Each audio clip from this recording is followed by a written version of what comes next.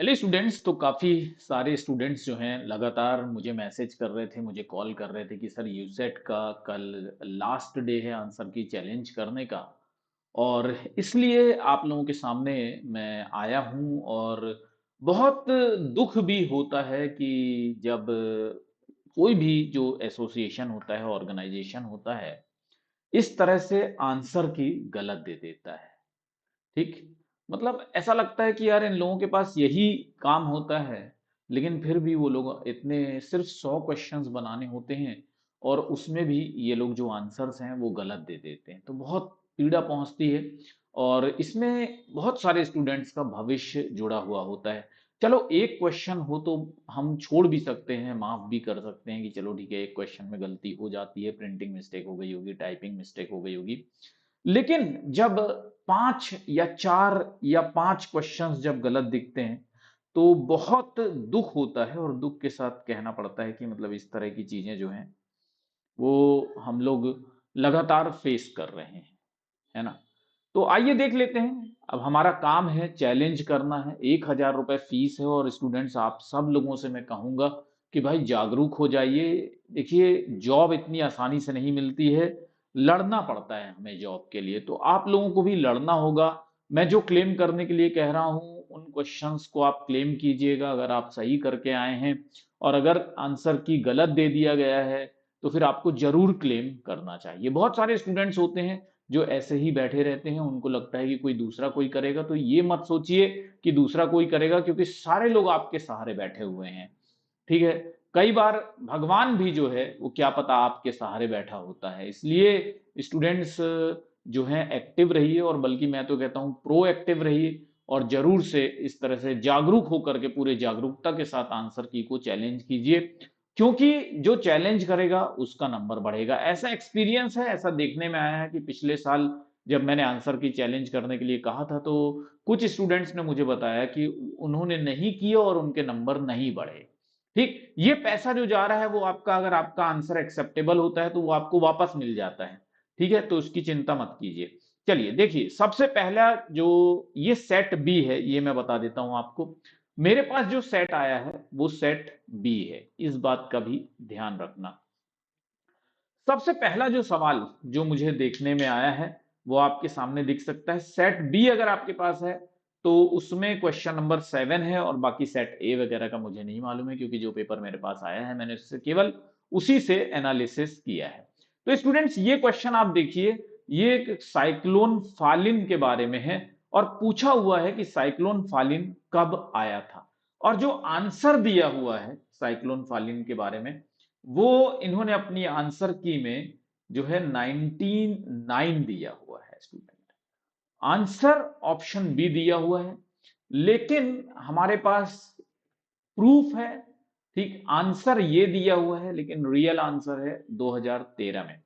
हमारे पास government document है इसका अवेलेबल, जो कि आपको गूगल पे मिल जाता है। अब गवर्नमेंट डॉक्यूमेंट को तो आप नहीं गलत कर सकते हैं। ठीक है, जो प्रूफ आपको डालना है उसका पीडीएफ भी मैं आपको दूंगा। और उसका प्रूफ है ये गवर्नमेंट का खुद का अपना बनाया हुआ डॉक्यूमेंट है। यहां देखिए एशियन डेवलपमेंट बैंक है, यहां देखिए वर्ल्ड बैंक है, और ये गवर्नमेंट ऑफ इंडिया है। इंडिया साइक्लोन फाइलिन इन उड़ीसा अक्टूबर 2013। देखिए अक्टूबर 2013 में जो है ये जो साइक्लोन है वो आया था। और यहां पर जो आंसर दिया हुआ है वो दिया हुआ है इन 1999। इसको एक बार, ठीक है, चलिए समझ गए। तो 2013 है लेकिन आंसर दिया है 1999। अगर आपने भी इसका जो आंसर है वो सही करके आए हैं और अगर इसने गलत दिया है, तो आप सबको ये क्वेश्चन जरूर चैलेंज करना चाहिए। देखिए दूसरे क्वेश्चन पे आते हैं। जो दूसरा क्वेश्चन है, 43 क्वेश्चन है सेट बी में स्टूडेंट।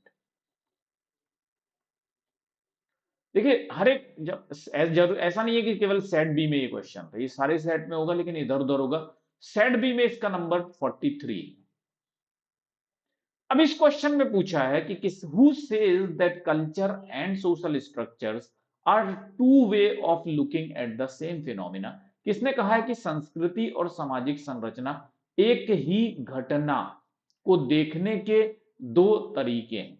तो इसमें इन्होंने आंसर दिया है रेमंड फर्थ।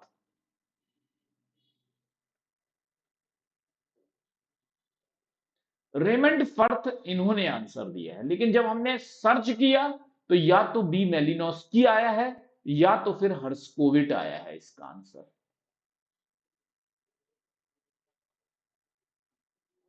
या मेलिनोस्की सही है या हर्स्कोविट, क्योंकि दो सोर्स है, एक साइंस डायरेक्ट का सोर्स है स्टूडेंट, वेबसाइट है, एनसाइक्लोपीडिया है, ये आप देख सकते हैं।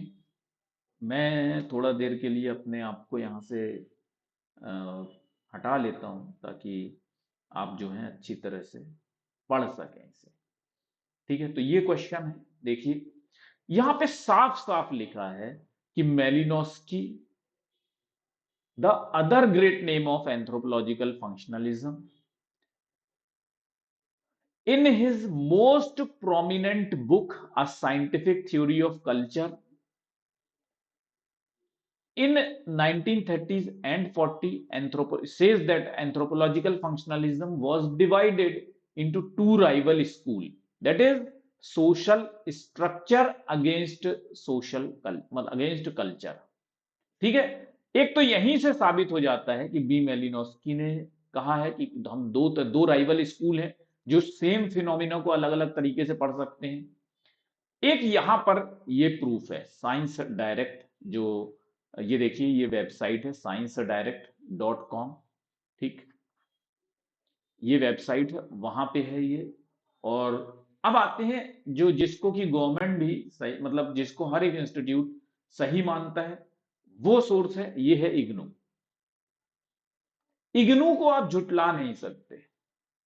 इग्नू में क्या लिखा है कि हर्स्कोविट ने कहा है क्या कि there are two school of thought. देखिए ये लिखा है, this culture and social structure are different aspect of same phenomena.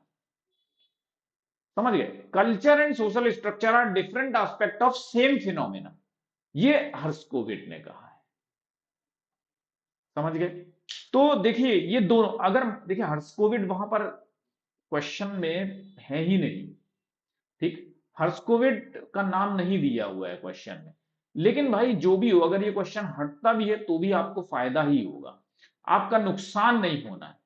ठीक है, नुकसान आपका नहीं होना चाहिए, बस ये एक बात है। ठीक, तो ये जो क्वेश्चन है, एक ये दो क्वेश्चन, और भी काफी सारे क्वेश्चंस हैं जो मैं आप लोगों के लिए लेकर के आया हूं, और उन सारे क्वेश्चंस को डिस्कस करेंगे। लेकिन यहां पर मैं एक इंपॉर्टेंट इंफॉर्मेशन देना चाहता हूं कि सुपर कोचिंग्स टेक्स्ट बुक ने एक बहुत अच्छी योजना लाई है आपके लिए। ठीक, हम सब लोग जो भी आप लोग पढ़ते हैं, आप सब लोग क्या चाहते हैं, आप सब लोग चाहते हैं कि आप असिस्टेंट प्रोफेसर बन जाएं। हमारा अल्टीमेट एम ये है कि असिस्टेंट प्रोफेसर बन जाएं। लेकिन 11 तारीख से 17 तारीख के बीच में जितने भी स्टूडेंट्स एडमिशन लेंगे 11th से 17 जनवरी, जितने भी स्टूडेंट एडमिशन लेते हैं इस बीच में, वो एलिजिबल हो जाते हैं इस ऑफर के लिए। यानी जून 2024 के लिए अगर आप 17 तारीख तक, आज से 17 तारीख तक अगर आप एडमिशन लेते हैं तो और आपने जेआरएफ लाया, तो आपको अश्योर्ड प्राइस 50,000 का मिलता है। और अगर आप नेट क्वालिफाई करते हैं तो आपको मौका मिल जाता है पूरे फी रिफंड का, मतलब आपको पूरा का पूरा पैसा जो है आपका वापस होगा अगर आप 11 से 17 के लिए इस फाउंडेशन कोर्स में एडमिशन लेते हैं तो। ठीक है स्टूडेंट्स, तो याद रखिएगा, जल्दी से स्टेप लीजिए, फाउंडेशन कोर्स में एडमिशन ले लीजिए। और पेपर 1 की क्लासेस बिल्कुल मिस नहीं करनी है, क्योंकि पेपर 1 के बगैर नेट जेआरएफ क्वालिफाई करना या सेट क्वालिफाई करना या असिस्टेंट प्रोफेसर का एग्जाम क्वालिफाई करना आसान नहीं है। तो पेपर 1 की क्लासेस को भी पूरी शिद्दत से देखा करो। ग्रुप ज्वाइन कर लो, बहुत जरूरी है। ग्रुप ज्वाइन कर लेते हो तो फिर वैसे ही आप कंपटीशन में आ जाते हो, बहुत आसान हो जाती हैं चीजें। 7838517884 मेरा नंबर है। इस पर आप, ये व्हाट्सएप ग्रुप के लिए है स्टूडेंट, इस पे आप अपना नाम भेज सकते हैं मुझे, प्लस प्लेस भेज सकते हैं मुझे। ठीक, ये टेलीग्राम ग्रुप आईडी है। तो जो लोग व्हाट्सएप नहीं ज्वाइन, मतलब जो लोग टेलीग्राम नहीं ज्वाइन कर सकते, क्योंकि टेलीग्राम बड़ा प्लेटफॉर्म है, अगर आपके कई लोगों के पास टेलीग्राम नहीं होता है, ठीक, तो फिर आपको व्हाट्सएप ग्रुप ज्वाइन करना है। नहीं तो फिर टेलीग्राम ग्रुप का हिस्सा बन जाओ। Manoj Sonkar underscore text book जो है ये टेलीग्राम ग्रुप है। आ जाइए नेक्स्ट क्वेश्चन देख लेते हैं, क्वेश्चन नंबर 51। क्वेश्चन नंबर 51 बिल्कुल आसान सवाल था। Who has given the concept of positive and negative reference group.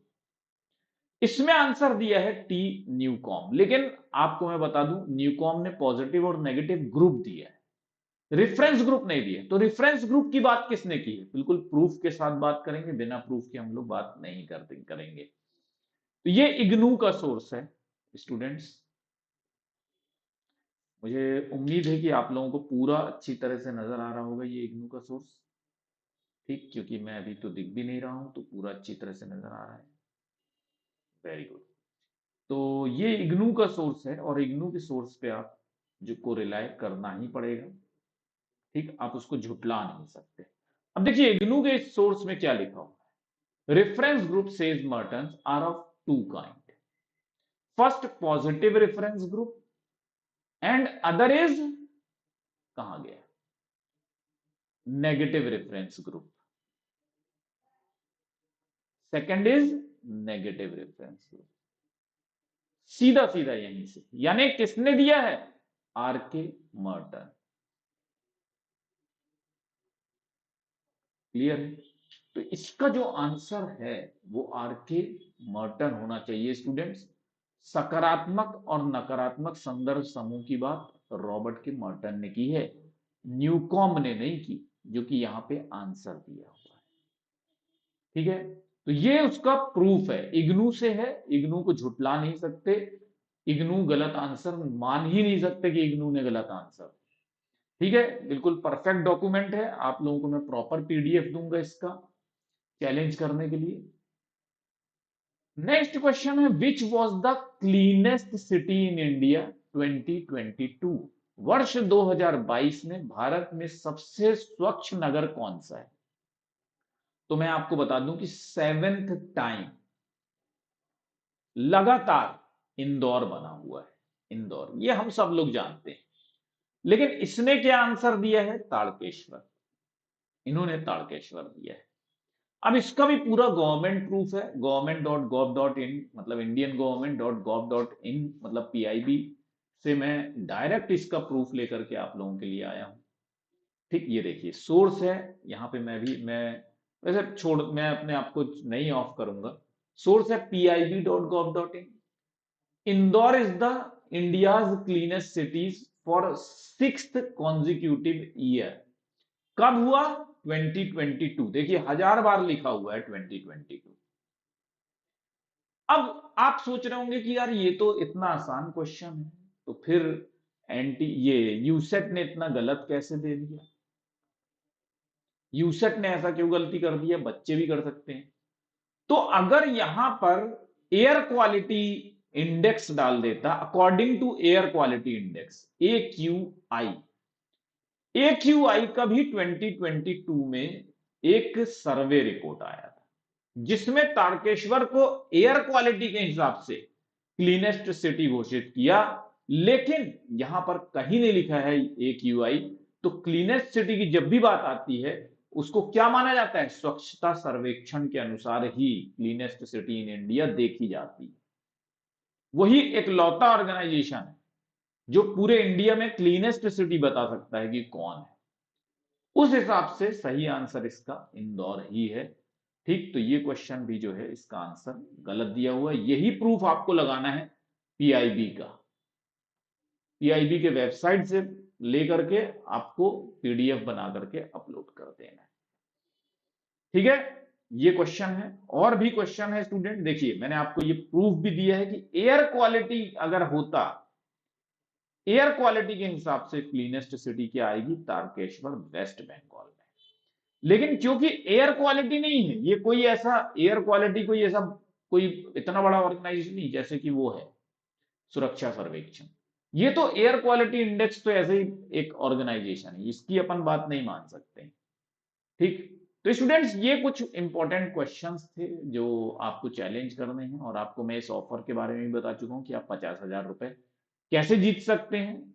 ठीक। तो 11 से लेके 17 जनवरी के बीच में जो लोग एडमिशन ले रहे हैं ये केवल उनके लिए। ठीक है। और फाउंडेशन कोर्स चालू हो चुका है। तो स्टूडेंट्स अगर आप सोशियोलॉजी को बहुत आसान तरीके से, मतलब ये मेरा दावा है कि भाई इतने आसान तरीके से आपको सोशियोलॉजी कोई नहीं पढ़ा सकता, ये केवल मैं नहीं कहता, ये स्टूडेंट्स कहते हैं। आप वीडियो के नीचे कमेंट्स भी देखेंगे तो भी आपको पता चल जाएगा, और कमेंट्स देखने की क्या जरूरत है, सैकड़ों वीडियोस पड़े हुए हैं यूट्यूब पर, कभी भी क्लास अटेंड कीजिए। 11 बजे यूट्यूब पर फ्री क्लास होती है, उसको अटेंड कर लीजिएगा। ठीक है स्टूडेंट, तो ये जो इम्पोर्टेंट क्वेश्चंस थे जो मैं आप लोगों के सामने लेकर के आया था, और मुझे उम्मीद है कि आप लोग जो है चैलेंज करेंगे। तो यूसेट आपने अगर दिया है और आपका भी क्वेश्चन अगर इनमें से कोई गलत है, हो रहा है, तो उसको जरूर से चैलेंज कीजिएगा, क्योंकि ये आपका अधिकार है स्टूडेंट। और अपने अधिकार के लिए आज आप नहीं लड़ेंगे तो फिर कोई आपके लिए नहीं लड़ेगा, एक बात याद रखिए। ठीक है, चलिए। तो मुझे उम्मीद है कि मैंने आपको बताए हैं क्वेश्चंस, और बहुत मेहनत लगती है इसमें, 2-3-4 घंटे लगे हैं मेरे। तो जरूर से चैलेंज कीजिएगा। और अगर कहीं पर भी कोई दिक्कत आती है तो मेरा व्हाट्सएप नंबर नोट कर लीजिए, 7838517884, उस पर मुझे बता दीजिएगा। या तो फिर टेलीग्राम ग्रुप पे टेलीग्राम मैसेज कर दीजिएगा, व्हाट्सएप मैसेज या टेलीग्राम पे भी आप मुझे मैसेज कर सकते हैं। चलिए, thank you very much students, all the best, bye bye.